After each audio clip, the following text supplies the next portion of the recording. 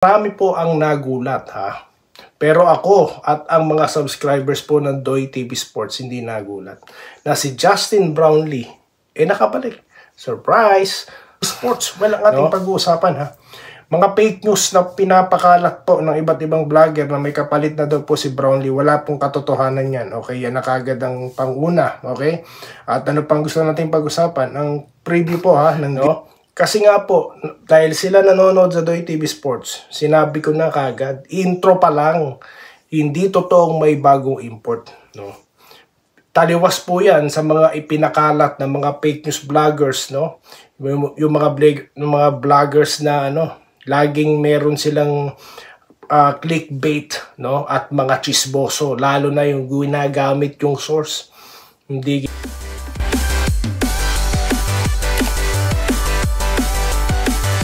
Yo, what's up? Welcome back po dito si Denriga, Doy TV Sports. Well, ang ating pag-uusapan ay nandiyan na. Okay? Yung Doy TV Sports analysis, no?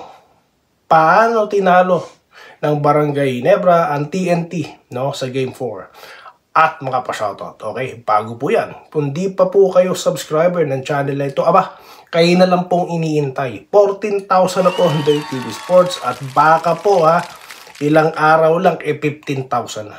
No? Kaya sama na po kayo, no? Maraming salamat po. Libre yan, guys. Libre yan, ha? Okay? So, yun. Ito po, bibilisan na natin, no? Pagsasabayin ko na yung shoutout at ito pong pagtalakay natin. Shoutout muna kay Wilfredo Bautista, no? Shoutout na nagko-congrats sa Barangay Ginebra. Okay. Marami po ang nagulat, ha? Pero ako at ang mga subscribers po ng Doy TV Sports hindi nagulat na si Justin Brownlee nakabalik. Surprise! No? Kasi nga po, dahil sila nanonood sa Doy TV Sports, sinabi ko na kagad, intro pa lang, hindi totoong may bagong import. No? Taliwas po yan sa mga ipinakalat ng mga fake news vloggers, no? Yung mga vloggers na laging meron silang clickbait, no? At mga chismoso, lalo na yung ginagamit yung source. Hindi ginagamit ni Doy TV Sports yun. So yun, hindi sila nagulat. Ako di ako nagulat. Nakita ko si Justin.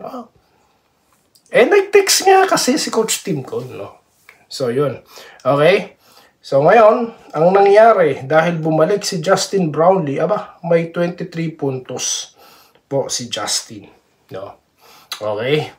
At ang bagong panalo, no, kakasungkit ng best import na si Jefferson ay may 14. Okay?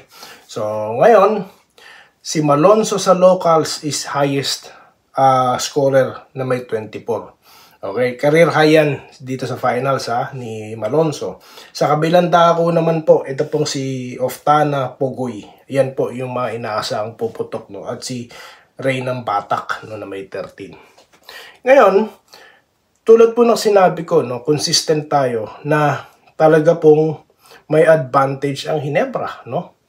Ang advantage po is number 1, hindi po kailangan dumipensa ni Brownlee dahil may Holt at Malonzo. Okay? Na pwedeng dumipensa rito kay RHJ at tila effective po. Dahil po, nung game 3, no, at itong game 4, talaga pong na-control ito pong si RHJ, no? Okay? Sa kabilang dako naman, si RHJ no choice, no? Kailangan niyang depensahan all throughout the game si JB. Kasi nga po, disadvantage pagdating pagka binabantayan na siya ni RR Pogoy, pag binabantayan na siya nila ng Batak, no? At iba pang locals ng TNT. So, dyan po nakakalamang. Kaya po ang resulta, si RHJ pagod, no? Makikita niyo po sa mga tira niya, sa mga latter or endgame, no? Kita niyo naman na talaga pong kinakapos na, no? So, yan po ilan sa mga niyan, disadvantage at advantage naman po sa Ginebra. Okay? Shoutout po kay Rudy Conceran, no? Na nagsasabing tabla konting tiis lang daw. Nasa likod daw po nila tayo. Salamat po, sir. Rodolfo Labarda, nagko-congrats, no? Kay RHJ na ang best import. Kay Brownlee naman ang GOAT. Naks. Di po ba? Pabor po ba kayo? Mag-comment na kayo dyan. Okay, so ngayon naman po, okay, tulad ng ating inanalisa, no, na kapag naglaro si Brownlee, ibang istorya na po talaga, no. Kasi nga po, yung advantage na sinasabi ko is nandyan. Pero pag wala talaga siya, walang advantage dyan. No, hindi, marami pong nagsasabi, no, sa comment section na dapat daw po tayong nanalo. Well, wag po natin aalisin sa TNT. No, ito pong si Nambatak na talaga pong dahilan ba't sila nanalo. Okay, nag-step up siya. At ito naman pong game 4, chinek na po siya. Di po ba? Kaya ang resulta, nanalo po ang Barangay. Medyo nakatikim po ng konting tambakol sa endgame, ito pong TNT. No? At kapanapanabik po ang adjustment na pwedeng gawin dito ni Coach Chat Reyes. No? Nako-questioning ko si Coach. Kung dinagdagan mo yung responsibilidad ni RSJ na bumantay dito kay, kay Brownlee all throughout the game, dapat pinagpapahinga mo. Kasi aanhin pa na nandyan siya kung pagod na. No? Biruin mo lahat ginagawa eh. No? Rumi-rebound. Di po ba? Tapos umi-score. De-depensa. Mahirap po yan. So yan po ang advantage na sinasabi ko. Dahilan ba't nanalo Ginebra. Ngayon, Abarrientos 2 points lang.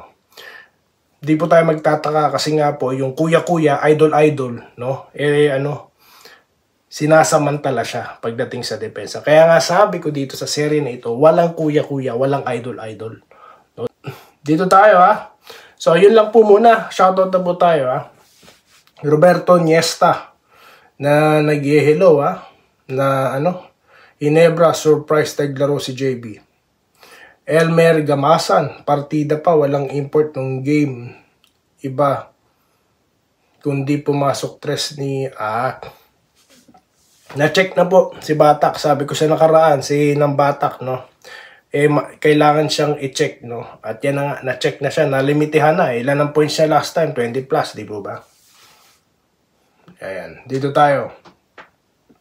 Kay Alexander Bautista. Totoo naman po, kung hindi na-injury si JB nung Game 3, malamang tambak, nakachamba lang, Again, guys, no, ayoko sabihin no, na na-injury lang si JB kaya nanalo Ginebra sa Game 3. Pero Game 4 will speak to itself, no? Tulad yan sinabi ko, yung advantage nandyan pagka nandyan si JB, di po ba? Pero again, di ko kinukuha, no, yung celebration sa TNT, no? Sa kanila yung Game 3 dahil sila nanalo. Okay, walang palusutan. Okay? Dito tayo kay Bonifacio Miranda. The best ka-idol mag-comment, hindi fake news. Keep going. Yes, salamat po Dito tayo kay Julie Bundak. Okay, congrats Ginebra, San Miguel. Swerte lang. Maniwala po kayo sa akin, guys, no. Ako walang swerte-swerte, walang malas-malas no. Basta panalo, panalo. Talo-talo. Tapos, end of story. Okay? Dito po tayo kay Shirley Reyes. Totoo ka, idol, bakit kailangan maglabas ng fake news ng ibang vloggers para lokohin ng mga subscribers? Unsubscribe na daw po siya. Salamat sa tutungin po. Well, no, ang sagot ko sa inyo, kaya sila ganyan, for the views.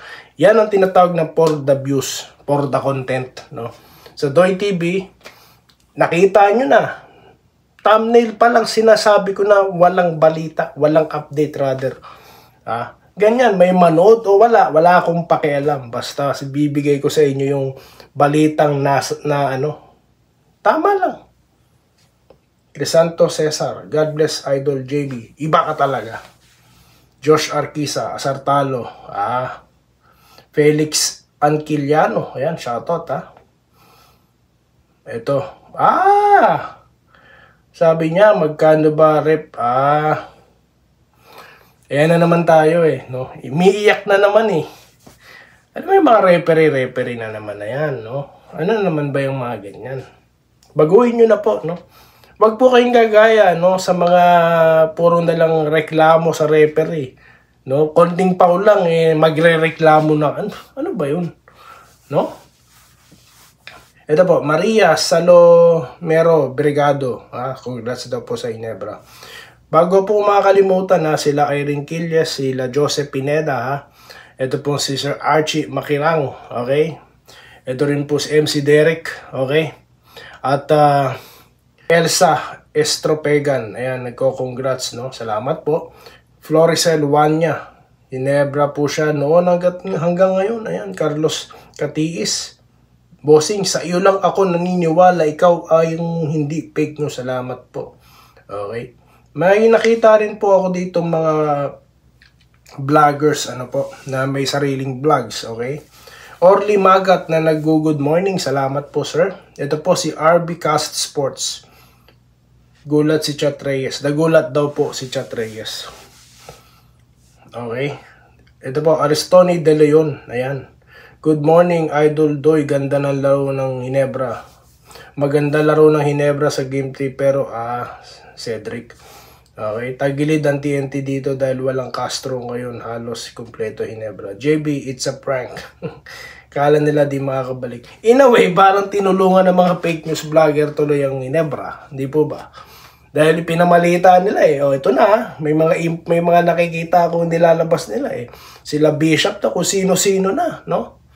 Talamak at notorious talaga sila, no? Magpeke. Kaya ang resulta tuloy, ayan. Nagulat, na-surprise, na-prank, no? Pero ako hindi ako nagugulat. Ganun lang po, impormasyon lang po ang kailangan nyo para hindi kayo maligaw.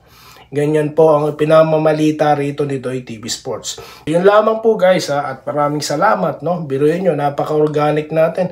14,000 views, no? From 14,000 subscribers. Palakpakan naman dyan. Kaya yun lamang po guys at muli maraming salamat sa inyong panonood at magkita-kita po tayo sa mga susunod na video content. Comment dito lamang sa Denrica at Doy TV Sports. Muli, maraming salamat sa inyong panonood. Salamat po sa panonood. Subscribe na para sa mga susunod na basketball at boxing videos.